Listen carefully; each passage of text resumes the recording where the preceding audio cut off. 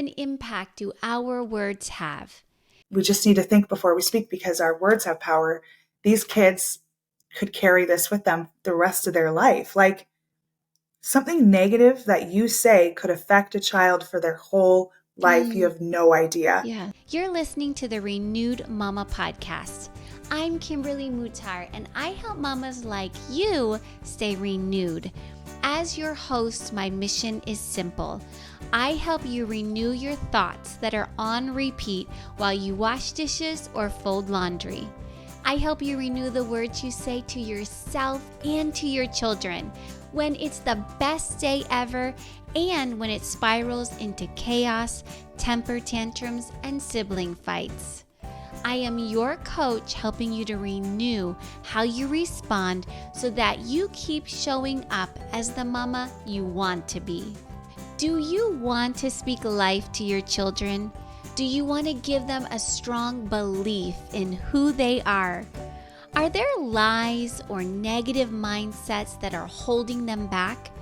If so, then you are in the right place. Keep folding laundry or filling the dishwasher and stay renewed with me. Let's go. Did you know the Renewed Mama podcast is on YouTube and Rumble?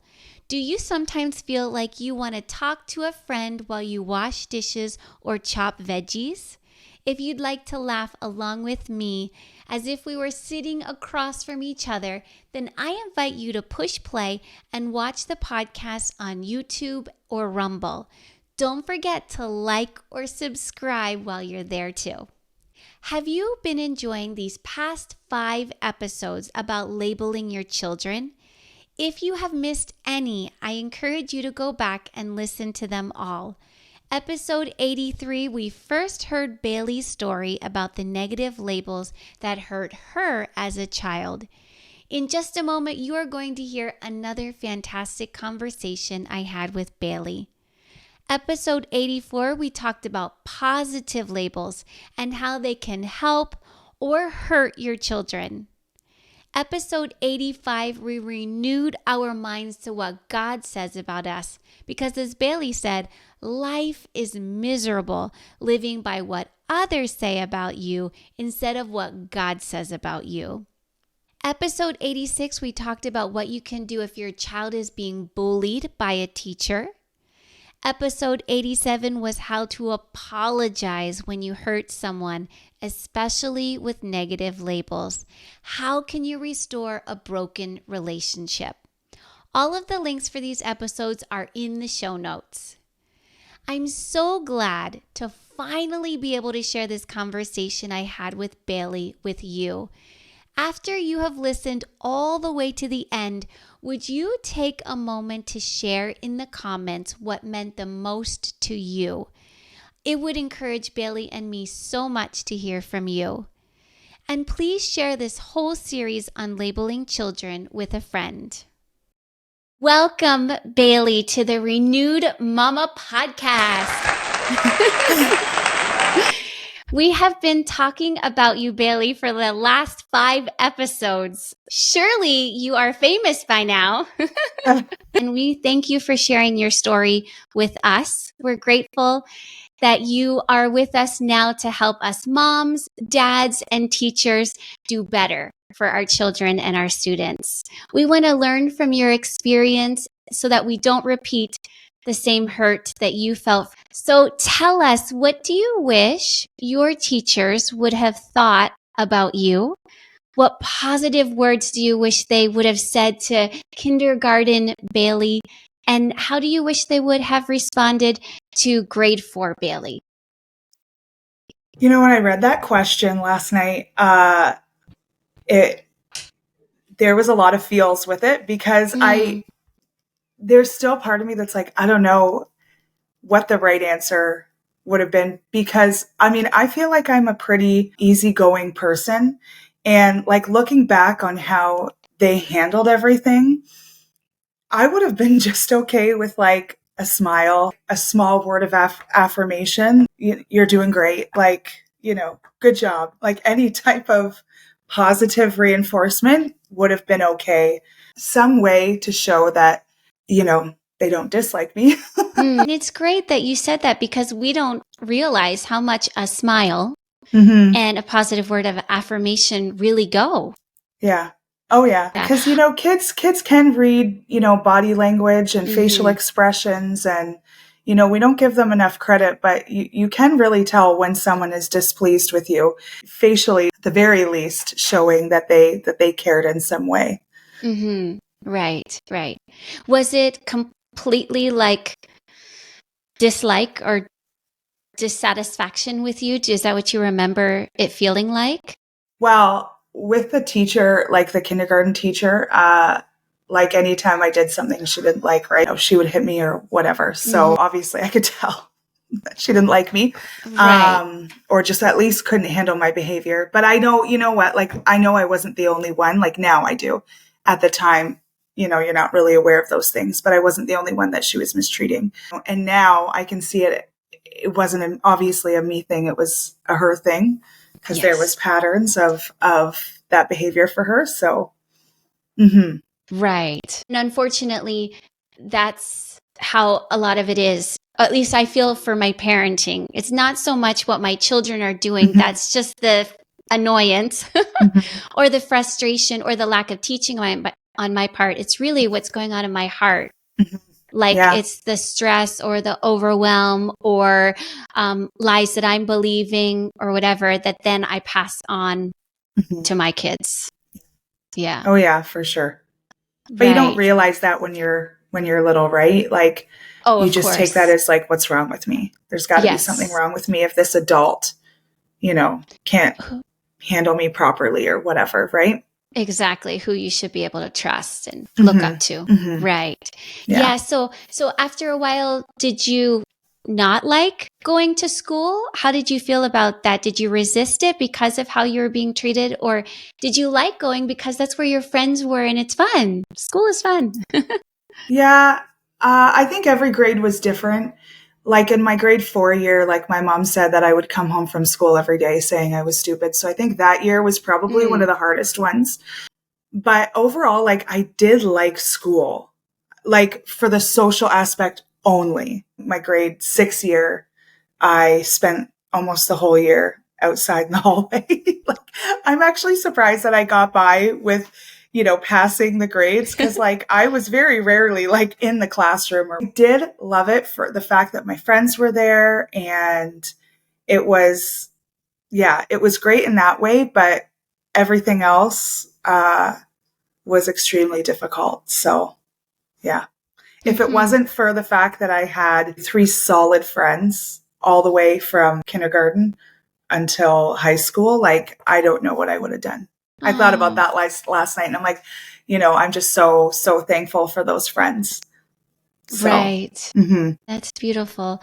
I guess that was one of my other thoughts or my questions, because you made the comment about some parents saying, oh, well, she can't come over to the house to play. It sounds like your friends really wanted you to come over. They weren't necessarily taking on those negative labels that your teacher was giving you. They saw you for you and loved you for it, right? It was the parents who. Yeah, it was the parents just trying to I guess not welcome me in their home, right? Like my house then became kind of the hangout house, but people loved coming to my house because my parents were amazing. But yeah, my friends, like, they saw me for me, like, they saw that I was silly and whatever, but with the teachers, with the parents, like, they didn't take the time to get to know me. Like, sure, yes, I was very energetic and really struggled with authority and all that stuff. But like, if you actually took the time to get to know me, you would see, what was kind of underneath all of that. And, that's why with my own kids and their friends, and even like I drive a school bus, like the kids on my bus, like, I try to see past those behaviors. And, with my kids' friends, like, I really try to get to know them. Right. There's so much more person behind the behavior. Yes. So, and oftentimes the behavior is just kind of like a cry out for something. whether it's just some love, like affirmation. Right. That's what we talk about in episode 84, where we about positive labels, and that we can separate the identity of the child, like who the child is and their behavior. Because their temper tantrum, or their, lying, or even, taking your money from your wallet, like that's not who they are as a person. No. That's a choice that they're making. You can treat them separately. Oh, absolutely. I loved my bus driver growing up. And I just want to speak over you, what a difference you make to those kids riding your bus. They're going to remember you. And they're going to say, so. She was the most fun bus driver, and she really cared about me. I make sure that every single one of those kids that comes onto my bus, I look them in the eye and I say, good morning, nice to see you, something like that, so that they know someone noticed me today. These kids get up in the morning and nobody even, sometimes their parents are gone to work. Probably nobody's even said hello, good morning, whatever. So I just try to be that to them and to let them know that I see them. You made the comment, you would wonder, why can't people be Jesus to me? And what would have been being Jesus to you look like from young Bailey's perspective and as an adult Bailey? Like, tell us, we want to do better for our kids. So what does that mean to you? Why can't people be Jesus to me? What are we missing about being Jesus to people? I think that growing up, for me personally, I think that there was a lot of fear for multiple different reasons. I think fear of, what was she going to do next? You mean the teacher? Yeah, teachers, even parents, like, I don't know. I just think that there's a lot of fear when you can't control something. There's fear. Yeah. Right. And even like I look at us as parents now, I shared with you that somebody told their son that my son wasn't welcome in their home. Right. And I think I look at that whole thing and it's fear. You can ask, why can't people just be Jesus? People are living out of fear. Fear of, well, what if my kid's exposed to this, or what if this kid does this? And it's not Jesus. It was fear. People are just so scared when they can't control something.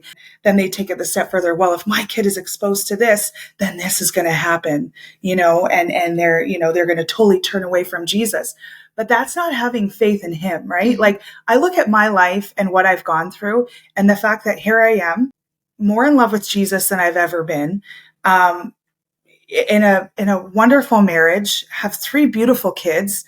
And I did all that despite all of that happened to me. Right. If you can't say that God is all healing, the ultimate redeemer of all things, then I don't know. It's not just dumb luck that I am here where I am today. And so I think as parents, as maybe teachers, as whatever, there's so much fear, but we have to just let God do his thing, right? We can't control everything. And you know what? If your kid is exposed to things that aren't great teaching opportunity. And then you bring it to God. What Jesus looks like to people, or for kids or whatever, is relational. Like, to be relational, get to know somebody, show them love, like speak to them how Jesus would speak to them, encourage them. I think that that's why people have a hard time being Jesus to others. Yes. And yeah, I don't know. And you know what? Also, maybe they don't know who he is fully, because if you did, then I feel like that fear and that anxiety and stress would be taken totally off you. So yeah, and not just who he is, but who you are. Because of him. Absolutely. Yeah, which you mentioned too. We're talking about that in episode 85 about who we are in Jesus, because I loved how you said that it really stinks. This isn't exactly how you said it, but live your life with what other people think of you and not what God thinks of you. Yeah. Yeah. Yeah. I mean, I'm 35 now, and I would say the last year has been the year of complete healing in my identity. And so, I mean, that's 34 years of not knowing who I was in him, even though I had a relationship with God, but I had no idea who I was in him. And I think that that's missing from so many people. And I'm not quite sure why, because isn't it just better to understand that he made you? He knows who you are. He knows he doesn't make mistakes. He made you exactly how he wanted to. And so I feel like going down that thought process is so much freeing and lighter than going down that other one. I had a lot of hurts that I had to work through in order to get to where I am today. The number one way that the enemy can quiet us up or hold us back is by taking away the knowledge of who we are in Christ, right? By hiding that identity from us. And we're all learning, we're all growing, we've all got pasts and experiences. And thankfully, you let the Lord do that healing work in you that brought that renewed mindset, that new picture of who you are. Like you said, God was peeling off all the labels, the negative labels off your forehead that had been put on you by other people who are also hurting and broken, right? Yeah. I liked how you mentioned about the fear and then not being in control, because wouldn't you say that's one of the number one reasons why people give negative labels is they don't know how to control that child or the situation, or, they feel like it's all out of control. I feel like my kids are out of control, right? Yeah. And then we spew out the hurtful words.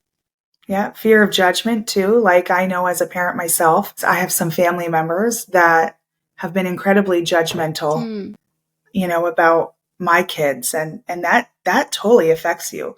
Like I always think like, I wonder if I didn't believe them for so long, which I don't now, but at the beginning I was like, yeah, what am I doing wrong? That I wonder, what I would be like as a parent. You can't go there, but you let what other people think of you definitely affect how you parent at times. Oh, yeah, of course. Of course. Yeah. We have to remember to have a fear of God, not the fear of man. So we have an audience of one, and that's God. Exactly. Yeah. Yeah. Right? I like that. It's a good picture. Yeah, that's beautiful, Bailey. Thank you for sharing all of that. Whenever I do yell maybe a little bit too much, or, I get angry, I'm quick to anger. I always go back to them and I say, I said this and it wasn't right. I said it because of this, but that does not make it okay. And I just totally make the situation right. Exactly. With them. And I go before them and I ask for forgiveness. When we talk about treating other people the way that Christ would, like, we're not perfect. We are going to make mistakes, but that aspect of being Jesus is like going to that person that you've wronged and make it right and say, I am so sorry. Yeah. Would you please forgive me? I was very wrong in saying whatever. That's a huge part of being Jesus to kids and to adults is making right when you do wrong. Yes, 100%. That has been one of the number one gifts in my journey of changing my words and how I responded, like renewing my thoughts, my words, my actions, is to say, I'm so sorry. I did not mean that. I passed my frustration on to you. It had nothing to do with you as a person. I was struggling. I didn't treat you right. Will you forgive me? Yeah. The asking for forgiveness and confessing, the confession is healing. There's something so beautiful in that, for like asking for forgiveness and humbling yourself. So my middle child is very much like me in so many ways.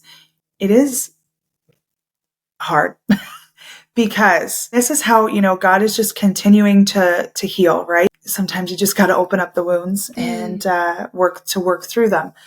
But like, she's so much like me. And like, if we're in a room and she does something and I look over and I see dirty looks or just, I don't know, like see that people disapprove, I instantly like just tense up and then I parent not the way that I should. And I think there's so much fear in me that she's going to turn out like me. It's been hard. It's been hard, especially with her, just because I'm just so I'm so fearful that she's just like me. She's going to make the same mistakes. She's going to do the same things. I just want people to like her and I just want people to like my kids. because I never had that. Yeah. Not everyone is going to like you. And when I came to that realization that like when people hurt you, it has zero to do with you most of the time. Sometimes, if you actually hurt somebody, that's a different story, but it's a them thing. It's not a you thing. Yes. But I just don't want my kids to experience that pain. Like when that mom told her kid, Elijah can't come over. Like it was just like, I was like shaking because it was just like, I knew it all too well. And I just was like, why can't my kids just be loved for who they are? And so I sometimes act not so well as a parent because I just want people to see them the way that I see them, the way that God sees them. They're really good kids. Yeah, they're great they kids. Just struggle in some ways. I think that that's another reason, just fear of other people, fear that they're going to repeat your mistakes. And I just want them to be treated well. But well, you're right, Bailey, that not everybody's going to like us. And that's okay. Because as we said, we know that God loves us and that matters most. Even though I know for our children and for us, we don't see God. He's not like a friend or, right in front of us. But if we can help our children remember that truth, and when they look in the mirror, they know that God loves them for who they are.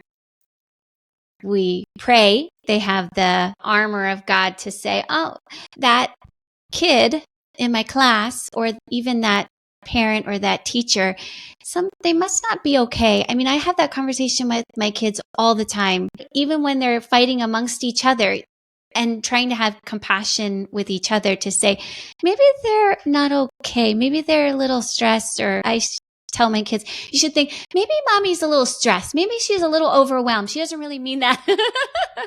It's kind of like the water off the duck's back, right? They say, okay, I'll just let that person have a little space. Maybe they're working through something. Remind you, Billy, that your words are powerful and you can just speak the opposite of what you experienced. They are great kids and they are so fun to be with, and they just light up the room with their energy, right? Their enthusiasm. They're so creative, and you just speak those truths over them to their face. Be bold in our words that we declare over our children. What truths have you used to break the lies of not good enough, too loud, too energetic, too wild, too strong-headed, too stupid, and outcast? All of those negative labels that were spoken over you, what truths have you used to break those lies?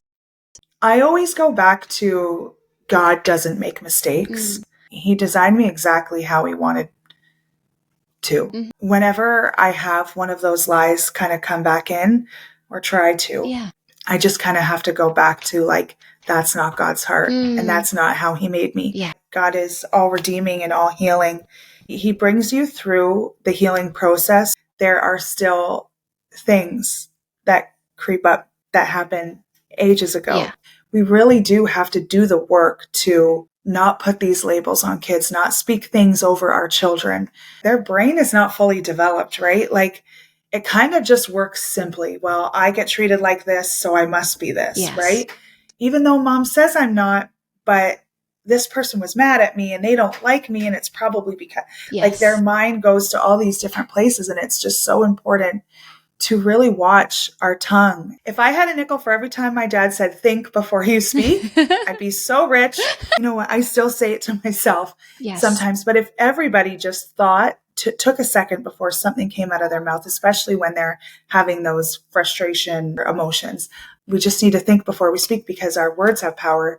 These kids could carry this with them the rest of their life. Like something negative that you say could affect a child for their whole life. You have no idea. Yes. And I made a commitment to myself very early on that I would not be the reason that somebody else feels terribly about themselves. Just who God made you and the beauty in that. And just going through scripture and finding those verses where he talks about his creation, which is you, Mm-hmm. and just the relationship that he desires to have with you. And it's like, well, I must not be so bad if, the Almighty God wants me to be with him, to follow him. It's been years of retraining my mind, but stopping myself. And I have such an amazing husband.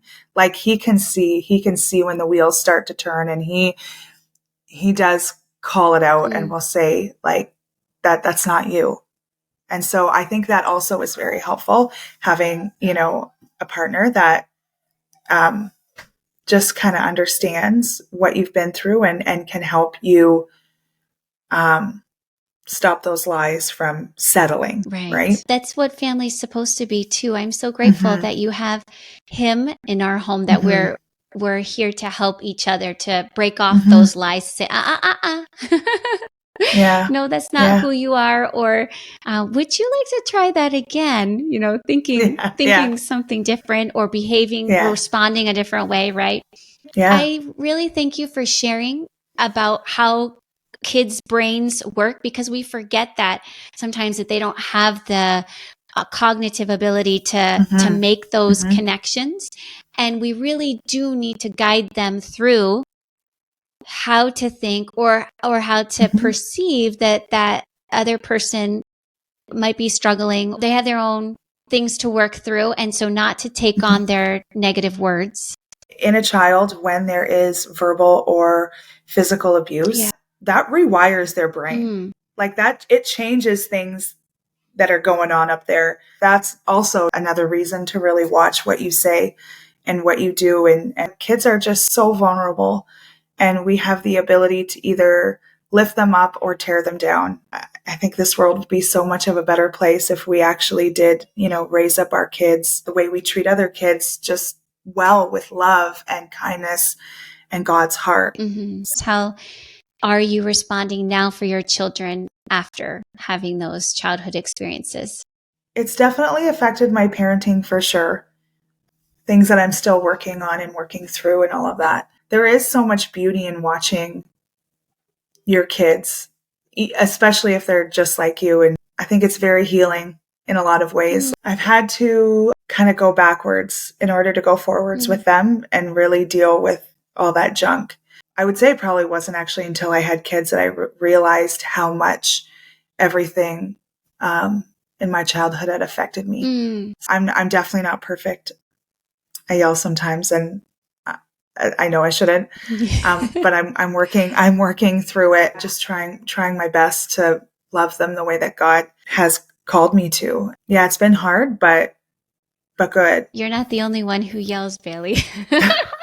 I know.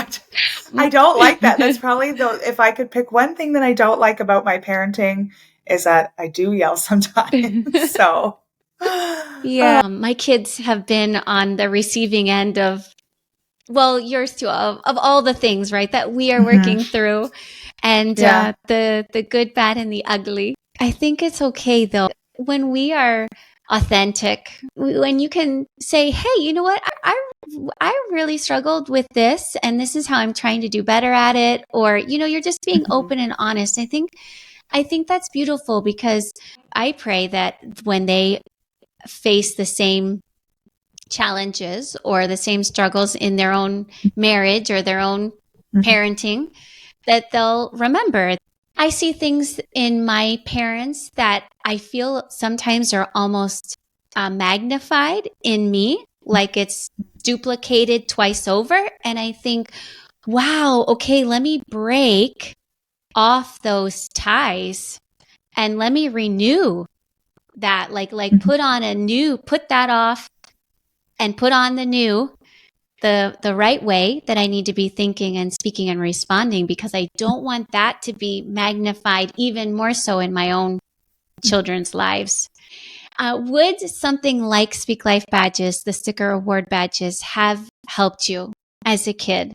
Would it have been the positive encouragement that you needed or wanted? You have to understand, my mom and my dad were probably the only ones that actually, like my dad especially, like if it weren't for my dad, I wouldn't be where I am today.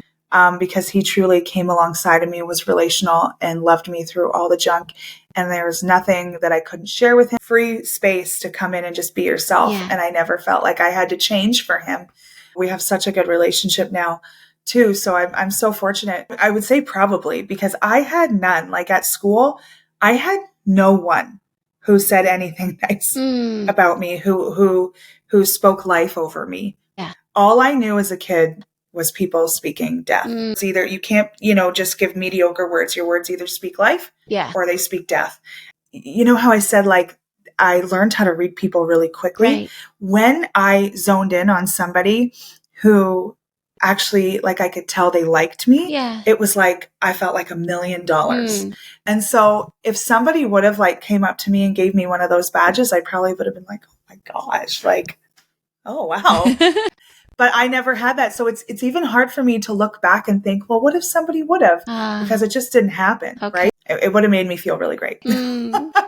Helped me to shut out some of those lies. Before we go, what one thing do you want to tell moms, dads, and teachers about negative labels? Like I said, you either speak life or you speak death. It's just so important to watch what we say and to watch how we communicate with our children. Even just like I'm thinking right now, like, okay, if you've ever been in a room with my daughter, you probably know she has like 2 volumes, like loud and really loud. And even just now as we're talking, like, I just feel so convicted about, I tell her all the time, like, you are too loud. Because she really is. There's only so much loudness you could hear in a day, but I have to figure out a different way to say that. Go alongside her and journey with her through this instead of just picking out what drives me nuts about her. That's gonna be in her mind. No, I shouldn't talk. I'm too loud, or maybe I shouldn't be, because that's just her. Like she just has a loud voice. She's excited.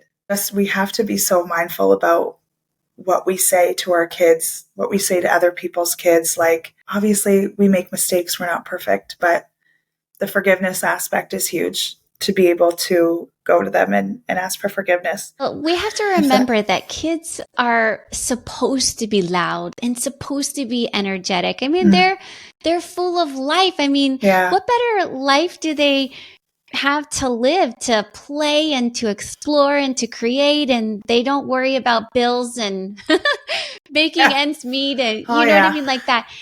But why is it that we think that that's all wrong and that they can't be free and energetic and exploring and loud? And if you're open to a suggestion of how to respond to her in a different way, is to always relate first. Like for me, when I was a kid, like I'd go to Mavis and I'd say, oh, Mavis, I just love your energy and your enthusiasm. When I was a kid, which is the truth, I was loud and I used the couch as a trampoline, and I was always running because, why walk when you could get there faster by running? I did cartwheels everywhere. My mom was always telling me to slow down because I'd fall down the stairs instead of take each step.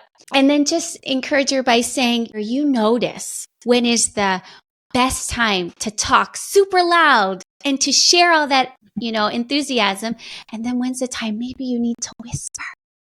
Or you notice a time when maybe you can just talk in a normal voice, or a time when you need to project your voice so it goes all the way across the room. You know what I mean? Like that. Mm-hmm. And then you're just opening up her the concept that, oh, yeah, there are times that I maybe need to lower my voice. And then there's times that I can shout. Yeah. Yeah. Yeah. Yeah, for sure. It was those little things that got me by, whether it was, an older person in church that just was like, it's so nice to see you today. And I was just like, oh, okay, thank you. Those little things, you never know, like you said, you never know what's going on in someone's life.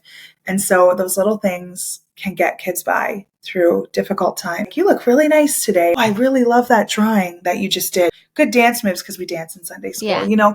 Building into the kids around you is so important. There's definitely times where we need to correct behaviors, but are you also pointing out the good things? Wow, I really loved that behavior. That's what I realized with Mavis is like, I could point out the negative behavior all day, every day, and she wouldn't change it. But the second I started pointing out her good behavior, like, Mavis, thank you so much for doing that. Like, I'm so proud of you. She's like, oh, I'm going to do that again. And Exactly. she just, keep doing it. That's the idea behind the Speak Life badges, is that you can commend them and acknowledge them for the behavior that they're already doing good, but even more so is speaking into them what they can achieve. Yeah. Like saying, I love how you saw that the garbage was overflowing and you took it out. I really appreciate how you saw a need and you met it. Can I give you the sticker badge that says, I am a helper? I love that. Because what a big helper you are. When I first saw the Speak Life badges book or books, I was mesmerized by them because I was like, these are amazing. This is great. Like, if only all kids were able to have that, it would make the world of a difference. Thank you, Bailey. I just loved everything you said. Oh, thank you. I'm just thankful that, you listened to my story, and I'm just honored that you took the time to chat more about this, because it's something I'm incredibly passionate about. Speak Life badges are a tool to help you to speak life to your children. Using the suggested scripts as your guide, your words of life and the sticker award badges are a powerful duo to help you to encourage and motivate your children and to break any lies they might be believing. As Annie said, I had been desperately praying and asking God to guide me in my parenting challenges when I was asked to try out Speak Life badges. I had the most eye-opening experience with this badge system. It helped me to see how praise and encouragement can not only get you better results, but also build your children up in their character. It's so easy to get into a routine of getting upset, but this really helped keep me on a better track. As Erica said, words seem so small but are so powerful and can completely change the way we view ourselves. I definitely recommend this fun book as a way to bless your kids and yourself. Shop the Speak Life Badges books at speaklifebadges.com. Consider getting your children's teacher a Speak Life Badges book as a Christmas or birthday gift. What better way to encourage and equip them to speak life to all of the children in their classroom, including yours. Find all 3 sticker award books at speaklifebadges.com along with the I Am Loved journal for kids. Mama, I'm here for you. If you need any help speaking life to your children, maybe you have tried it all and you still can't motivate or connect with them, or you keep seeing the things in them that drive you crazy, not the good. I can help. Do you need help breaking off the negative labels spoken over you as a child? You know that they are holding you back, but you can't change the negative, critical tape that is replaying in your mind no matter how hard you try. If that's you, then go to renewedmamacoaching.com. I can help you renew your thoughts, the words you're saying, and your responses. I can help you root out the lies from negative labels and help you replace them with a truth-filled identity. Go to renewedmamacoaching.com and book your first coaching session now. Thank you for listening to the Renewed Mama podcast. Would you share this series about negative labels with 3 mamas you know? Let's together speak life, not death, over our children and other people's children. Would you take 1 minute right now to leave a review for the show on Apple Podcasts? This helps more mamas find the show and be renewed too. Thank you. I appreciate you. I care about you. Your mama's success, your parenting success, and the abundant life that you have with your husband and your children means everything to me. I am here for you. For more resources, visit the Renewed Mama podcast, Renewed Mama Coaching, Speak Life Badges, and Austin's Kids Club. Austin the Hedgehog is bringing mailbox fun to your kids.